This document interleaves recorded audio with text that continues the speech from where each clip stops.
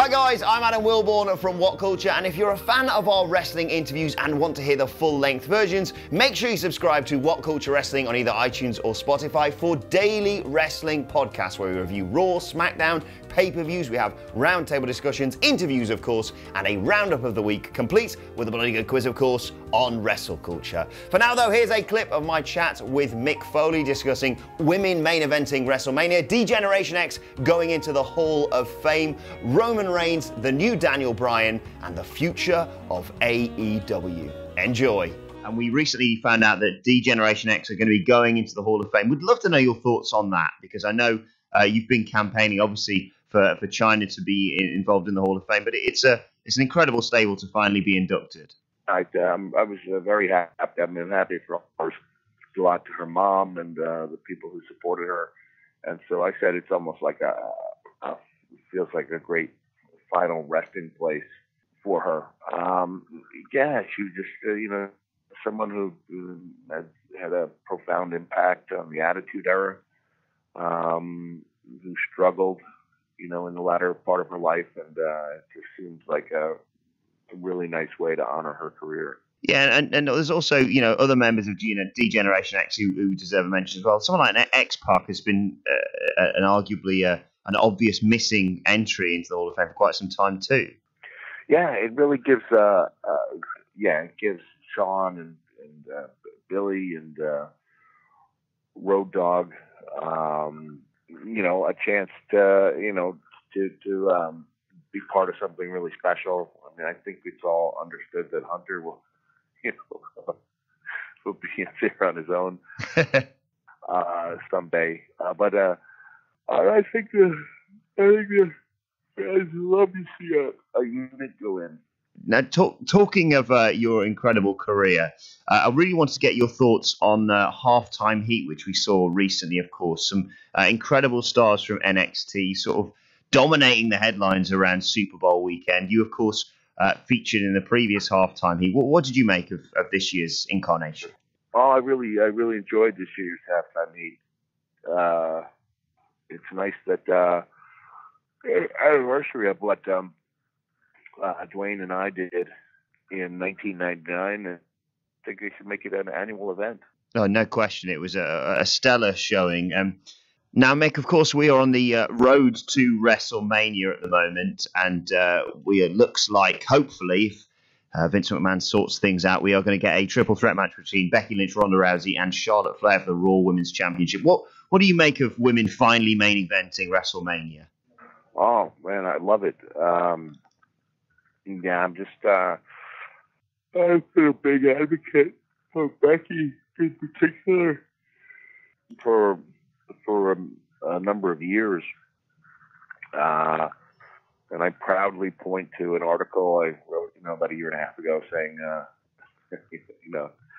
Becky's best is yet to come, and I just said that she needed that one, that one break, and I knew she had the talent and the charisma to really captivate an audience. What had happened, I didn't expect the entire WWE universe to just get behind her so immediately. But in her words, it was almost as if the last 2.5 years have been a storyline in which she was constantly thwarted and frustrated, and everyone just embraced her so readily. The idea that they embraced the idea that she was finally going to get to, be part of something big. So I remember watching that night when she turned on Charlotte, and people in the living room were saying, "Are they saying you deserved it at Charlotte, like she deserved to be turned on?" And I said, "No, I think they're saying you deserve it to Becky." And they were like, "Deserve what?" And I was like, "The push." So it was really universal and organic. And I know, some people will point to Stone Cold Steve Austin as being kind of like the predecessor to Becky Lynch. And I can't for the life of me see how that's a bad thing. echo one of the most successful runs in the history of our business. Every 20 years is probably a great thing. But it was very much, I mean, I was there when the Austin 316 phenomenon took off, and it's very similar in that it's organic, and that all the nutrients are there for this incredible, I don't think I'm going anywhere with that nutrient example, but everything, all the ingredients are there for an incredible main event dish. Absolutely. Another character I'd like to get your opinion on is the new Daniel Bryan. Obviously, Daniel Bryan came back. He had a hero's return. He has since turned heel, but he is so talked about now, considering how much he's changed since he became WWE champion. What do you make of him? Yeah, I applaud his courage in doing that. He could have just coasted. He could have just rode that wave that he created a few years ago, and would have had. He's already had a Hall of Fame career. And instead, he chose to do something different. He's a guy that wanted to make a difference. Not just in WWE, but in the world. And I don't think he was content to do the coasting. So I really applaud him for doing that. And I think it's made for some enjoyable TV. Unquestionably. We saw Roman Reigns make a triumphant return on Monday Night Raw, of course. What do you see in the future for him? Hey, as long as he stays healthy, the sky is the limit. And I really think the audience is embracing this kind of real, Roman Reigns. You're seeing a guy who's, who is entirely unscripted and very joyful, appreciative of the of all the support. I think even the ones who were toughest on him are happy to see him back, and I think that bodes well for for WWE and for Joe himself. Yeah, and I saw you writing on social media recently. Of course, you've worked closely with him. It must be so nice to see one of your industry friends recover from such a terrible illness. Yeah. The last time I was in WWE, I was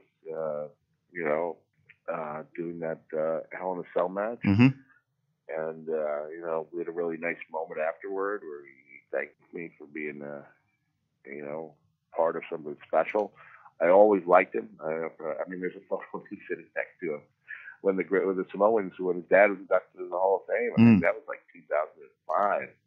And then, I remember him saying, hey, call me Joe. And that's always what I called him. I never once called him Roman. So it was a nice moment. That's what he told me. He's who am I to go against his wishes? So couldn't be happier for him. I always stuck up for him as a great superstar, and I always thought he was a really good man as well. Finally, Mick, one thing everyone is talking about at the moment, and I'd love to get your thoughts on, is, of course, All Elite Wrestling. They are being talked about day in, day out. They are being linked with people arguably jumping ship from WWE, perhaps. What do you think the future holds for them? Do you see, obviously they're not going to be going necessarily in direct competition, but a return to some version of the Monday Night Wars, perhaps? I don't know. I'm all for anything that creates opportunities for the men and women, in the business. And I really admire what Cody has done. He saw a better, he believed in himself and was willing to invest in his own future, and has really started something impressive. So I'm watching optimistically. I'm hoping it takes off. I think that being part of the Monday Night Wars, I know that competition brought out the best in Mr. McMahon and in all of us. And I hope that I have some friends in that organization, and I hope they're very successful. Yeah, is it fair to say it's not just about competition, but also about sort of opportunities for up-and-coming wrestlers as well, and giving them alternatives? Yeah, there should always be an alternative. I mean, I'll always be in my heart a WWE guy, but WWE is not for everyone. You know, it's a very subjective business, and sometimes, you know, 2 or 3 key people feeling someone's not the right fit for WWE isn't necessarily a death sentence on a career. You know, it's nice that there are other places where people can apply their trade. I mean, I always very much disliked the term it's a buyer's market. You know, when I was in WCW, I remember hearing that, like, it's a buyer's market, like we're commodities. I'm like, we're human beings, you know. So I just feel like if you have to be, if you're going to use terms like that, I just think it's healthier for the entire business when it's a seller's market. It's not the best